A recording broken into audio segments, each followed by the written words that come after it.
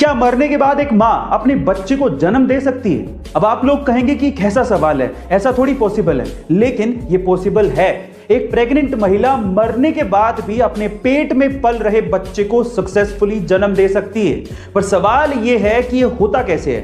तो डॉक्टर्स और साइंटिस्ट इसके पीछे यह तर्क देते हैं कि अगर किसी महिला की मौत उसकी प्रेगनेंसी के दौरान या फिर डिलीवरी के दौरान हो जाती है और अगर बच्चा मैच्योर्ड है तो मरने के बाद बॉडी में बनने वाली गैसेस इतना ज्यादा प्रेशर पैदा करती हैं कि बच्चा शरीर से बाहर निकल जाता है। गाइस, इसी को ही कॉफिन बर्थ कहा जाता है। अब हमारे लिए ये किसी चमत्कार से कम नहीं है। क्या आप इसके पहले तक कॉफिन बर्थ के बारे में जानते थे? कमेंट सेक्शन में जरूर लिखिएगा। किंग ऑफ पॉप के नाम से मशहूर माइकल जैक्सन के डांस और उनके सॉन्ग्स के दीवाने पूरी दुनिया में थे, लेकिन माइकल जैक्सन की एक और चीज थी जो कि उनके फैंस के बीच में काफी मशहूर थी, और वो थी उनके काले घने बाल। लेकिन उनकी मौत के 10 साल बाद आई उनकी ऑटोप्सी रिपोर्ट में जो खुलासा हुआ वो आप लोगों को चौंका देगा। उनकी ऑटोप्सी रिपोर्ट में यह खुलासा हुआ है कि माइकल जैक्सन के सिर पे एक भी बाल नहीं था। वो जब भी पब्लिक अपीयरेंस और परफॉर्मेंस के लिए जाते थे तो वो सिर पे विग पहनकर जाते थे।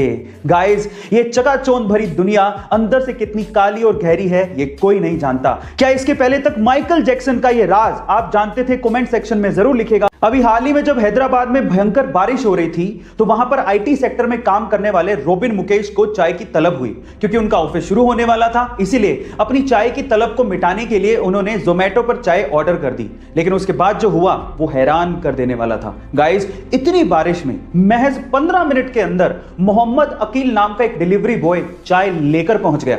जब रोबिन ने अकील को देखा तो वो पूरी तरह से भीगा हुआ था। इतनी मेहनत देख के रोबिन ने अकील के लिए फंड रेज करना शुरू किया और देखते ही देखते 73,000 रुपया इकट्ठा हो गया, जिसमें से 30,000 रुपया एक अमेरिकी महिला ने डोनेट किया था। गाइस, अब इतनी मेहनत अगर कोई करेगा तो ये इनाम तो बनता ही है। हमें भी इन डिलीवरी बॉयज की हमेशा रिस्पेक्ट करनी चाहिए जो कि बिना मौसम देखे आपके पेट की भूख मिटाते हैं। गाइस, आपको ये जान के कैसा लगा? कमेंट सेक्शन में जरूर लिखिएगा। क्या आपने अपनी जिंदगी में कभी किसी सांप को चीखते चिल्लाते देखा है? शायद कभी नहीं देखा होगा, लेकिन सोशल मीडिया पे तेलंगाना के करीमनगर जिले के रामाडुग्गू इलाके का एक वीडियो वायरल हो रहा है जिसमें एक सांप चीखता और चिल्लाता दिखाई दे रहा है।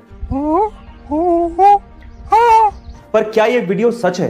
अब इसी का पता लगाने के लिए स्थानीय पुलिस ने जब जांच पड़ताल शुरू की तो मामला गड़बड़ाते देख वहां के एक शख्स ने सरेंडर कर दिया और कहा कि उसने ये वीडियो एक ऐप से डाउनलोड किया था और फिर उसके बाद अपनी आवाज देके उसे एडिट किया, लोगों के साथ शेयर किया और झूठी कहानी भी बनाई।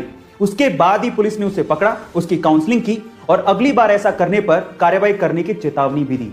अगर आप भी ऐसा कोई फेक वीडियो बनाने का सोच रहे हैं तो प्लीज इससे बचिए, क्योंकि बेवजह आप मुसीबत में पड़ सकते हैं। 2006 से पहले इंटरनेट को यूज करने के लिए माइक्रोसॉफ्ट के इंटरनेट एक्सप्लोरर को इस्तेमाल किया जाता था और तब गूगल का search engine by default set होता था। लेकिन 18 अक्टूबर 2006 को माइक्रोसॉफ्ट ने गूगल को लगभग बर्बाद ही कर दिया था जब उसने गूगल सर्च इंजन को बाय डिफॉल्ट से हटाकर अपने सर्च इंजन बींग को यूज करना शुरू कर दिया था।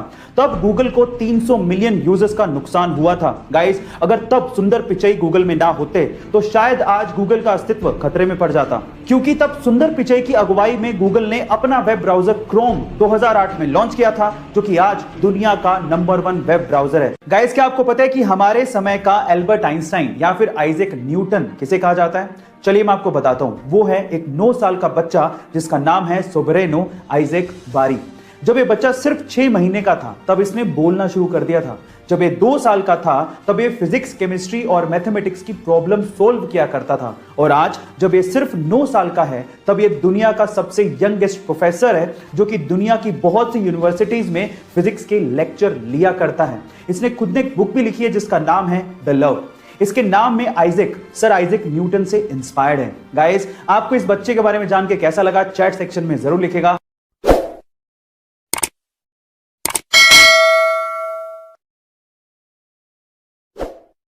पंजाब लुधियाना का एक किसान शताब्दी ट्रेन का मालिक।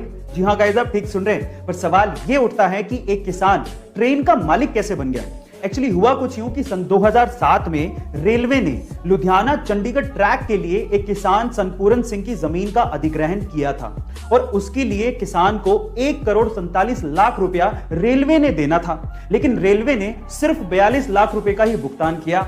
अब बाकी पैसे नहीं मिले, इसी वजह से किसान सन 2012 में कोर्ट पहुंच गया। क्योंकि मुआवजा मिला ही नहीं, इसलिए सन 2015 में जज साहब ने उस किसान के नाम स्वर्ण शताब्दी एक्सप्रेस खरीदी और उसे उस ट्रेन को घर ले जाने की अनुमति भी दे दी। पर पैसेंजर ट्रेन का ऐसा अधिग्रहण पॉसिबल नहीं था, इसीलिए वो ट्रेन अभी भी टेम्परेरी वे से कोर्ट के ही पास है और आप इसकी वीडियो YouTube पे भी देख सकते हैं। आपको ये जान के कैसा लगा चैट सेक्शन में जरूर लिखिएगा। पायरेट्स ऑफ कैरिबियन में जैक स्पैरो का किरदार निभाने वाले जॉनी डेप, जिनके दुनिया भर में करोड़ों चाहने वाले हैं, एक बार उनकी बेटी लिली रोज को किडनी फेलियर की वजह से हॉस्पिटलाइज होना पड़ा था। तब वो सिर्फ 7 साल की थी। वो दौर जॉनी डेप के लिए अपनी जिंदगी का सबसे मुश्किल दौर था। हालांकि उनकी बेटी इस प्रॉब्लम से बाहर आ चुकी थी, लेकिन फिर भी इस दौर ने जॉनी डेप को यह सिखा दिया था कि जिंदगी बहुत ही ज्यादा अनसर्टेन है और इसे ऐसे ही भागते भागते वेस्ट नहीं करना चाहिए। उसके बाद से जॉनी डेप को जब भी समय मिलता वो हॉस्पिटल बच्चों से मिलने के लिए पहुंच जाते। एक बार तो वो जैक स्पैरो की कॉस्ट्यूम पहन के ही अपने फैन से हॉस्पिटल मिलने पहुंच गए थे। गाइस, क्या आपको इसके पहले तक जॉनी डेप की हकीकत मालूम थी? चैट सेक्शन में जरूर लिखेगा। और अगर आपके पास आपका खुद का व्हीकल है और उसका कोई इंपॉर्टेंट डॉक्यूमेंट जैसे कि आरसी वगैरह की एक्सपायरी डेट आने वाली है या फिर वो ऑलरेडी एक्सपायर हो चुका है, तो मिनिस्ट्री ऑफ रोड ट्रांसपोर्ट की तरफ से आपके लिए एक राहत की खबर है। वो ये है कि अगर आपके वाहन का कोई भी इंपॉर्टेंट डॉक्यूमेंट 1 फरवरी 2020 को एक्सपायर हुआ है या फिर अभी एक्सपायर होने वाला है, तो उसकी वैलिडिटी गवर्नमेंट ऑफ इंडिया ने 30 सितंबर 2021 तक बढ़ा दी है। इसका मतलब आपको 30 सितंबर 2021 तक उसे रिन्यू करवाने की जरूरत नहीं है। हाँ, उसके बाद आपको इसे रिन्यू करवाना पड़ेगा। कोरोना के चलते सरकार ने यह डिसीजन लिया है ताकि सोशल डिस्टेंसिंग की पालना करते हुए ट्रांसपोर्टेशन सेवाएं जारी रहें। द फैमिली मैन 2 सीरीज में एक लड़की की परफॉर्मेंस लगातार लोगों का ध्यान अपनी तरफ खींच रही है। इस सीरीज में वो लड़की जिस कंपनी में काम करती है, उस कंपनी में उस लड़की का बॉस उससे लगातार छेड़छाड़ करते रहता है। ये लड़की जिस बस से घर जाती है, उसी बस में एक आदमी लगातार इस लड़की के साथ फिजिकल असोल्ट करते रहता है। इस लड़की को बहुत गुस्सा आता है, लेकिन ये लड़की कुछ कर नहीं पाती। लोगों को लगने लगता है कि एक अबला नारी है, बहुत कमजोर है, लेकिन जैसे ही लोग ये सोचते हैं, उनके विचारों पर होता है एक अटैक।